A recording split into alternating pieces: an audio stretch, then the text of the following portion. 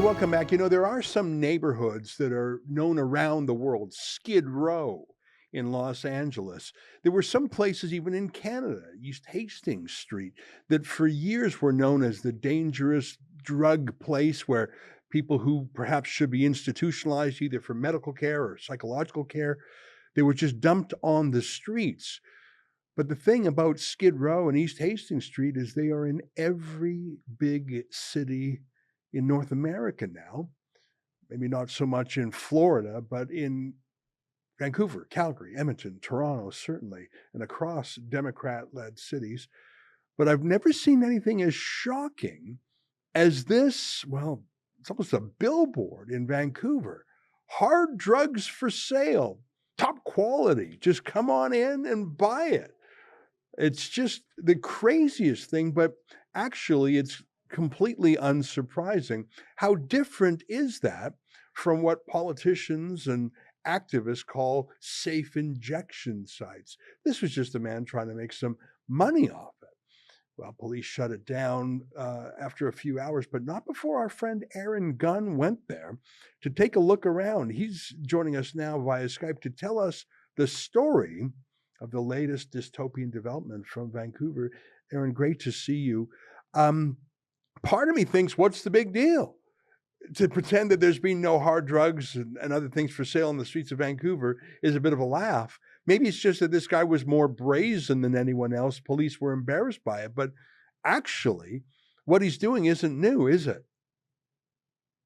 No, it's not. And in fact, you almost have to thank him for being the perfect example of how ridiculous the situation in Vancouver has become.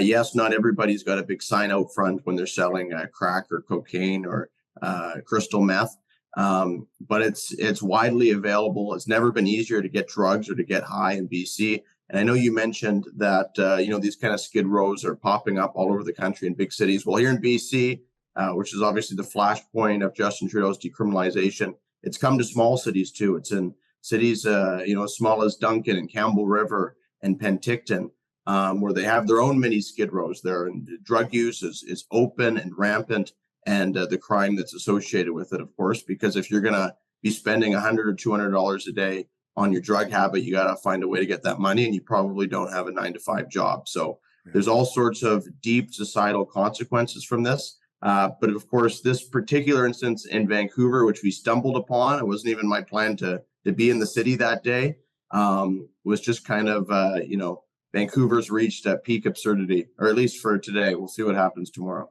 Yeah. Hey, let me read from the Vancouver police press release. And even in the press release, there's some irony. I'll put it on the screen here. VPD, Vancouver Police Department, arrests illegal drugstore operator.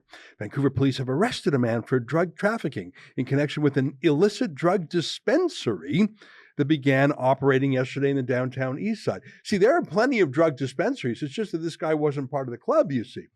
VPD's organized crime section launched an investigation, began gathering evidence after the suspect started selling cocaine, crack, methamphetamine, and heroin out of a mobile trailer parked near Main and Cordova streets. And then I just got to read this part, Aaron, and I'd love your reaction to this. This is from the cops. And it's not funny. It's absurd. That's why I'm smiling. It's actually extremely sad. We support measures aimed at improving public safety for people who use drugs, including harm reduction services and decriminalization, says Constable Tanya Vizinton. However, we remain committed in our position that drug trafficking will continue to be the subject of enforcement. Well, hang on, which is it? You can't suck and blow.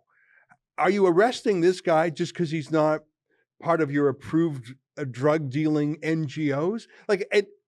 How can you, that's a 180-degree turn in the course of one paragraph. We're going to crack down on drug trafficking, but we support dispensaries to give people good drugs. Well, which one is it, sister? Well, exactly, Ezra. And here's the other little hidden truth that the government probably doesn't want you to know, and I think is going to explode over the next 6 months. The biggest drug dealer in Canada right now, when you're talking about powerful addictive drugs, is the federal government, is Justin Trudeau, with the so-called safe supply program, a so-called safe supply that they've rolled out across the country. I've chatted with pharmacists off the record that are dispensing over 1,000 pills every single day. of powerful addictive opioids. So maybe the feds and maybe the police are just worried about this entrepreneurial individual, taking some market share away from the government. We're talking in an absurd way because it's an absurd situation, but it's deeply troubling. I have trouble wrapping my head around the ideology for this, but there was a video I saw by a futurist intellectual named Yuval Noah Harari, and we've mentioned him on the show before. Aaron, I don't know if you've ever come across him. He's sort of the muse at the World Economic Forum. He's sort of Klaus Schwab's ideas guy, and he talks about a future where most people are, quote, useless because of high tech and automation and AI.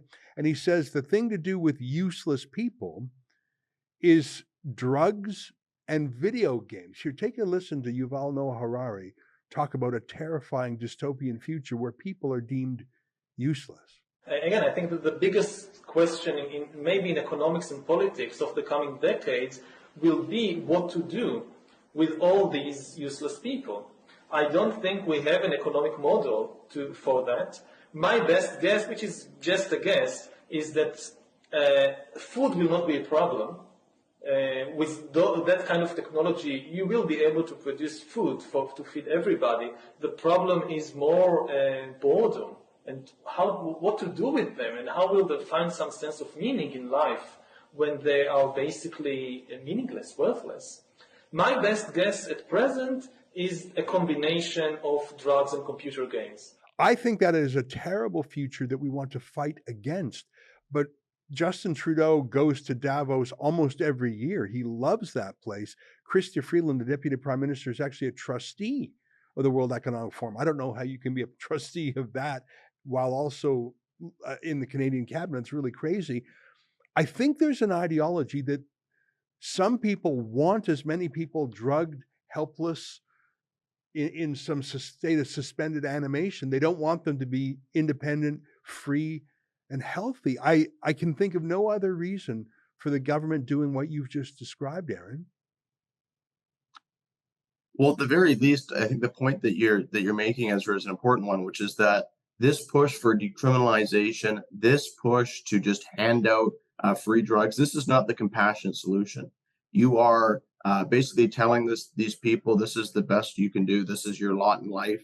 And we're going to almost treat what's happening in places like the downtown east side as a palliative issue. When I was standing outside this truck, and to be clear, the police knew it was there. They knew it was coming. The guy publicized it beforehand and allowed him to operate for the entire day. They didn't actually arrest him until the following day. So there's huge lines there of people buying meth and heroin and cocaine.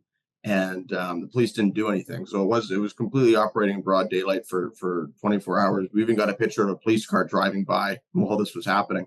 But while I was standing there interviewing people, a group of 3 or 4 individuals actually walked past the truck and were quite animated and frustrated and angry. And they were walking just 1 block away. There was a recovery house for people that were formerly addicted to opioids, right, who are now kind of part of the 12-step process. The one individual told me he'd been clean for a year and was just insulted that the government would be allowing this to happen right in front of his face.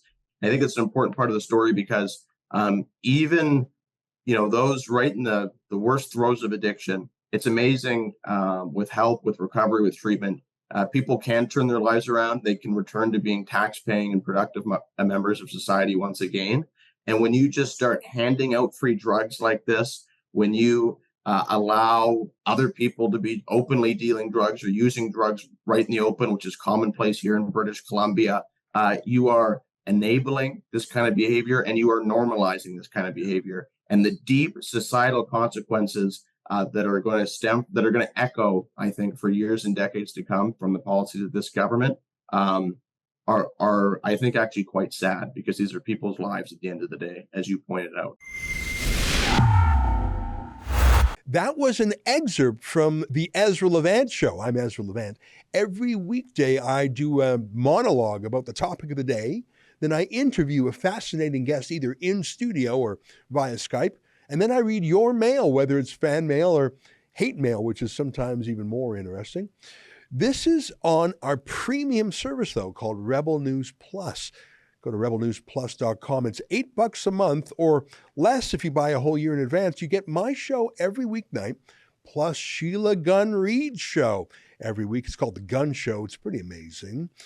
You know, we rely on you because we do not take a dime from the government. In Canada, that makes us almost unique. So please help us out and help yourself to some great journalism at rebelnewsplus.com.